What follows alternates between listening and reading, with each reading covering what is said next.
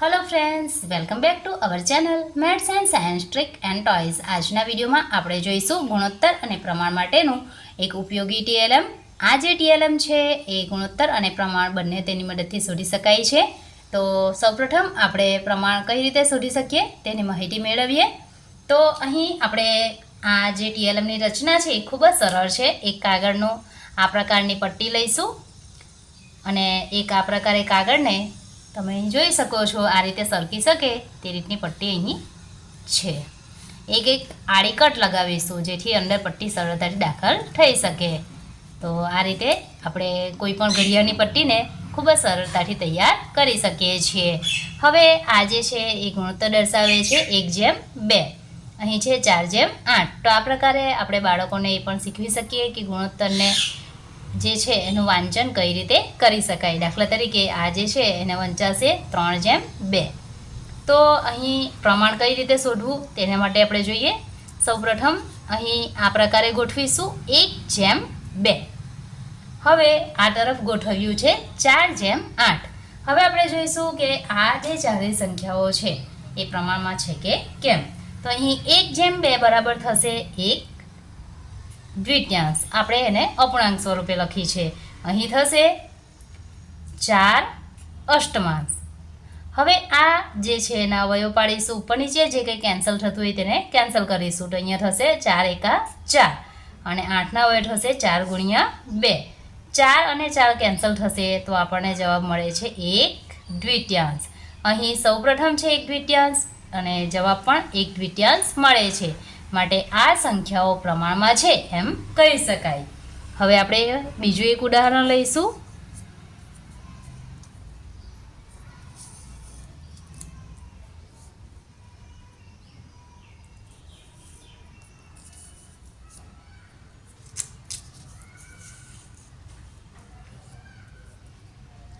અહીં આપણી પાસે જે પ્રથમ સંખ્યા છે એમાં ગુણોત્તર છે 3/6। અપૂર્ણાંકમાં લખવું હોય તો આ રીતે લખી શકાશે 3 શતમાંશ બરાબર। હવે આ તરફ છે 12/24। એને આપણે અપૂર્ણાંકમાં લખવું હોય તો આ પ્રકારે લખાશે 12/24। 12ના અવયવ પડશે। અહીં પણ આપણે બંનેમાં અતિ સંક્ષિપ્ત રૂપ આપીશું। સૌપ્રથમ આનું આપીશું 3/6 બરાબર 3 ગુણ્યા 1/3 ગુણ્યા 2। 3 અને 3 કેન્સલ થશે, જવાબ મળશે આપણને 1 દ્વિતીયાંશ। હવે 12/24નું આપીશું 12/24 બરાબર 12 ગુણ્યા 1/12 ગુણ્યા 2। જવાબ મળશે 1 દ્વિતીયાંશ। તો વિદ્યાર્થી મિત્રો, અહીં આપણે જોઈ શકીએ છીએ આ જવાબ 1 દ્વિતીયાંશ છે, આ જવાબ પણ 1 દ્વિતીયાંશ છે। તો અહીં કહી શકીએ કે આ ચારેય સંખ્યાઓ જે છે એ સંખ્યાઓ પ્રમાણમાં છે। વધુ આપણે એક ઉદાહરણ લઈશું।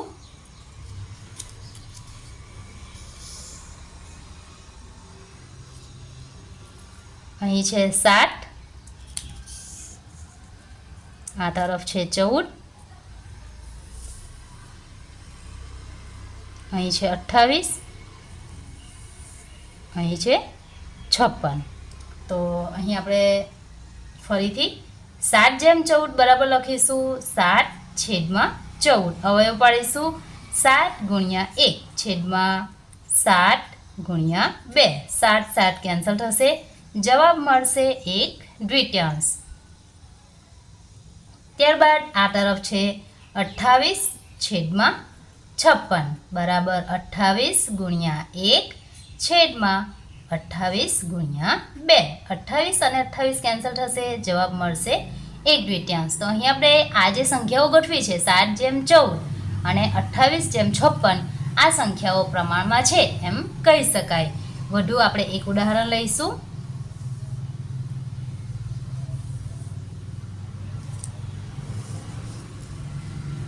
અહીં આપણી સંખ્યા છે 5/12। તો અહીં આપણે લખીશું 5/12। અહીં આપણે જોઈ શકીએ છીએ કે આપણે આ જે સંખ્યા છે એને અતિ સંક્ષિપ્ત રૂપ આપી શકતા નથી। બીજી આપણી સંખ્યા છે 20/24। 20ના અવયવો પડશે 4 ગુણ્યા 5 અને 24ના અવયવ પડશે 4 ગુણ્યા 6. 4 4 કેન્સલ થશે, જવાબ મળશે 5 શતમાંશ. તો અહીં આપણે જોઈ શકીએ છીએ આપણો પ્રથમ જવાબ છે 5 બારાંશ અને બીજો જવાબ છે 5 શતમાંશ. તો અહીં આપણે જોઈ શકીએ છીએ કે આ જે બંને સંખ્યાઓ છે એના જવાબ આપણને સરખા મળતા નથી, એટલે કે બંને સંખ્યાનો ગુણોત્તર આપણને સમાન મળતો નથી. માટે આ જે સંખ્યાઓ છે એ પ્રમાણમાં નથી એમ આપણે કહી શકીએ. તો આ પ્રકારે આપણે કોઈ પણ ઘડિયાળની પટ્ટી બનાવી અને પ્રમાણ જે છે એની પ્રવૃત્તિ ખૂબ જ સરળતાથી કરી શકીએ છીએ. અને અલગ અલગ પ્રવૃત્તિ દ્વારા આપણે દાખલા કરીશું તો દાખલા ગણવામાં આપણને ખૂબ જ મજા પડશે.